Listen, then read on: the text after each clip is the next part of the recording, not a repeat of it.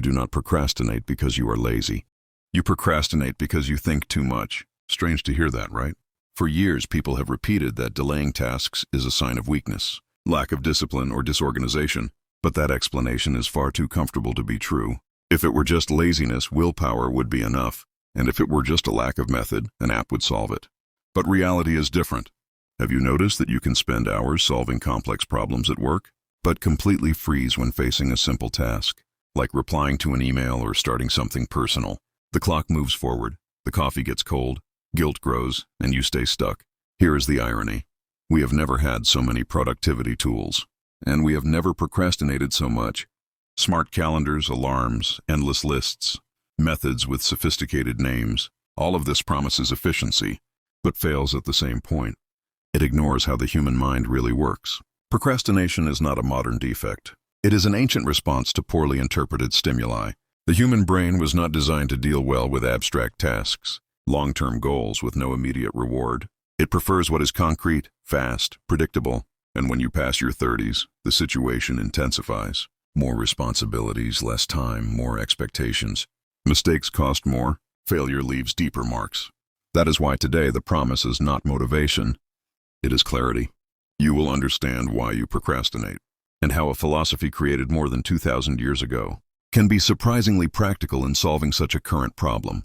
No pretty phrases, no artificial enthusiasm, just understanding, control, and action. Let us dismantle the most common idea about procrastination. It is not the problem, it is the symptom. Whenever you delay something, there is an internal conflict happening first. Most of the time, it is not laziness, it is fear. Fear of making mistakes, fear of not living up to your own expectations, fear of confirming that silent suspicion that maybe you are not as good as you would like to be. Other times, the problem is perfectionism. You create such an ideal image of the result that any real beginning feels inadequate. So you delay, not because you do not want to do it, but because you want to do it the right way. From a biological point of view, this makes sense. Studies in neuroscience show that vague, complex, or emotionally charged tasks activate regions of the brain associated with pain and threat. Yes, starting something important can trigger a reaction similar to danger. The brain, always economical, tries to avoid this discomfort. And how does it do that? By procrastinating. You are not failing as a person. You are reacting the way a human brain reacts when it perceives risk, even if that risk is only psychological. The problem is that by avoiding the task, you reinforce the cycle. The momentary relief confirms to the brain that delaying was the right decision, and each delay makes the next beginning even harder. This is where Stoicism starts to make sense, because it does not try to eliminate emotions. It teaches you to act despite them. Modern culture sells a seductive idea. Wait for motivation. When you feel ready, then start. The Stoics would think exactly the opposite. For them, motivation is not the starting point. It is the consequence. No one wakes up motivated to do what is difficult, uncomfortable, or uncertain. Motivation appears after movement, not before it. Epictetus said that we do not control what we feel, but we control what we do. Waiting to feel like acting is handing control of your life over to your mood. And mood fluctuates. Today you feel willing. Tomorrow you do not. If your actions depend on that, your life becomes unstable. The Stoics called this internal slavery. After your 30s, you already know you cannot rely on constant enthusiasm. But you also know that important things cannot wait. This is where a central principle of Stoicism comes in the dichotomy of control. Some things depend on you, others do not. You do not control your motivation, your mood, or the final outcome. But you control sitting down, opening the file, writing the first line. Procrastination is born when you try to control what is not up to you. The Stoic shifts focus to the present act. And before we continue, a quick pause.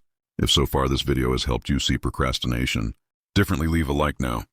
This helps the content reach more people who need to hear this. And if you are not subscribed yet, subscribe to the channel.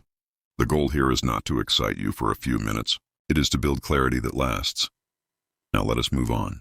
The Stoics did not talk about productivity. They talked about correct action. The question was not what will bring me success, but what is the right action now? Applying this to procrastination reveals a simple and powerful technique. Reduce the task until it becomes impossible to avoid. It is not writing the report. It is opening the document. It is not training for an hour. It is putting on your shoes. It is not studying a chapter. It is reading a paragraph. The brain does not resist the small. It resists the abstract. When you reduce the task, you eliminate the perceived threat. Resistance decreases. Movement begins. And movement generates more movement. This principle is deeply Stoic. You do not commit to the final result. You commit to the present action. By doing this, you break inertia without demanding heroism. It is not willpower. It is strategy. Procrastinating is always negotiating with tomorrow. Later I will do it. Tomorrow I will start. Next week will be different. Stoicism rejects this negotiation.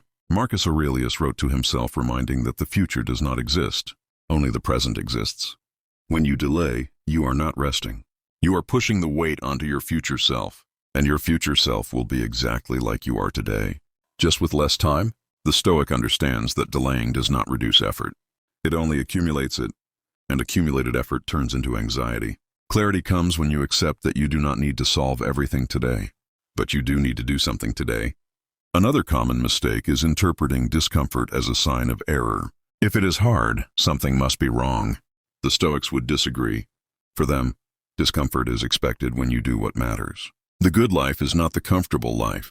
It is the life aligned with values. If you wait to feel comfortable in order to act, you will wait forever.